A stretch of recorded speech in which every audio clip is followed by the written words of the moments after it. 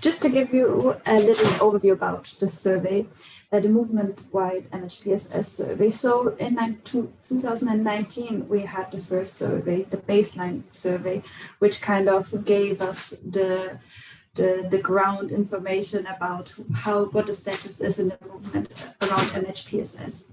And then in May, of course, the working groups were invited to contribute to the survey and kind of suggest amendments so that they can follow up better on their priority action areas. So then with the input of the working groups in June 2021, we disseminated the survey to all 193 national societies, the IFRC and the ICRC, and collected the information until August, and then finally published the report in October 2021. To properly follow up on the roadmap, we will have an endline survey, which kind of compares the results achieved over the last 4 years. We can move on to the next slide. Yes, the participation was very good.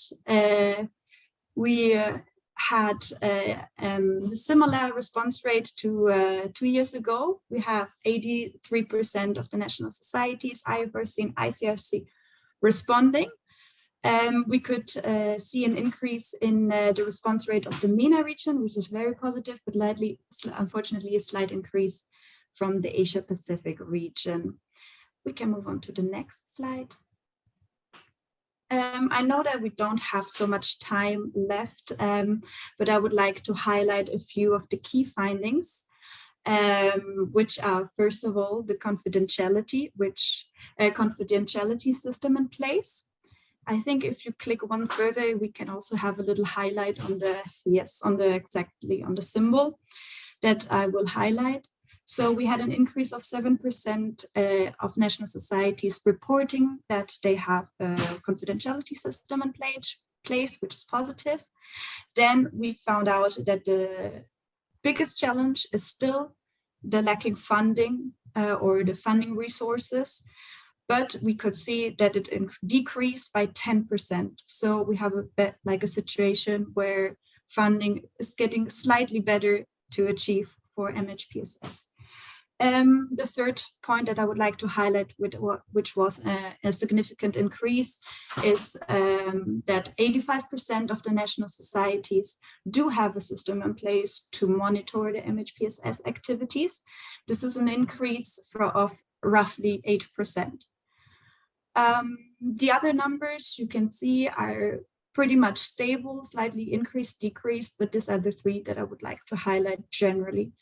Now we can go on to the next slide, where I will talk more in detail about how the working groups have changed the survey and what the data is. Working group 1 added a definition of focal point to the survey.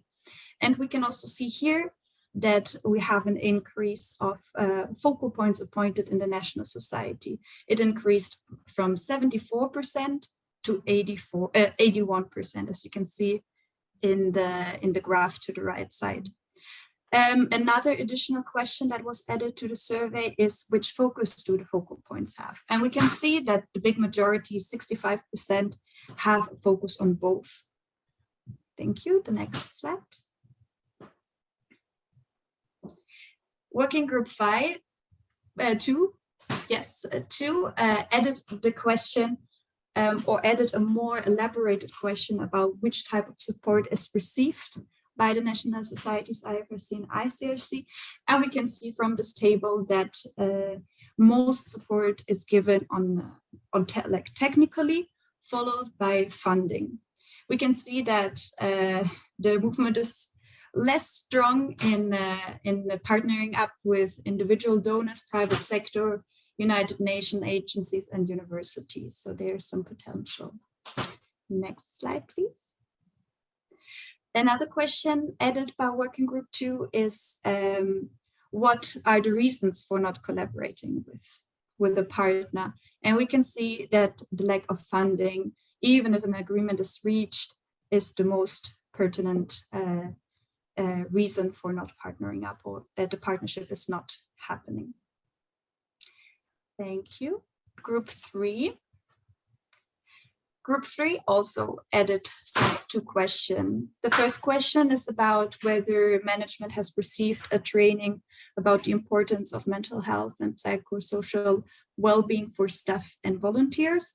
And 43% of the national societies answered yes to that question. So 43% of management did receive a training on this.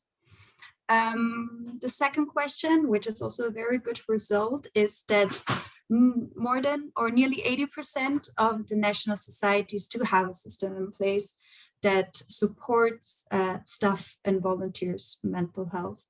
I think yes, if you go one slide further, you can even see what type of support is provided to the volunteers and the staff. 60% offer psychological support, which can be internally or externally.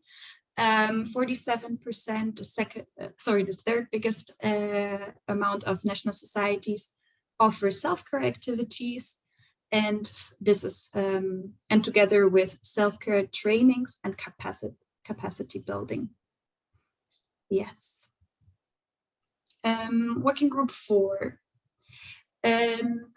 Working group 4 was interested in the ways of monitoring, or how national societies monitor their activities. And if the question was answered with no, we do not have system in place to monitor, the question was added, what is the reason why there's no monitoring system in place? And we can see that the lack and limited funds is the biggest challenge that the national societies face, which kind of confirms the biggest challenge that national societies reported, a lack of funding, limited funds. We can go on to the next slide. And if the national societies do have a monitoring system in place, they were asked what guidelines do they use for monitoring.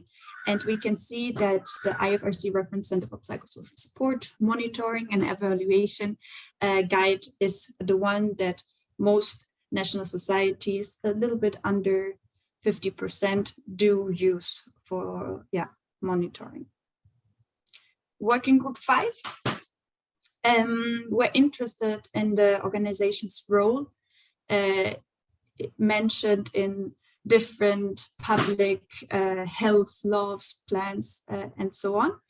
And I won't go into detail with that, but we can see that most of the national societies, the majority, do answer yes to most of the questions, which means that they are mentioned in public health laws, policies, DM plans, or have specific agreements with authorities.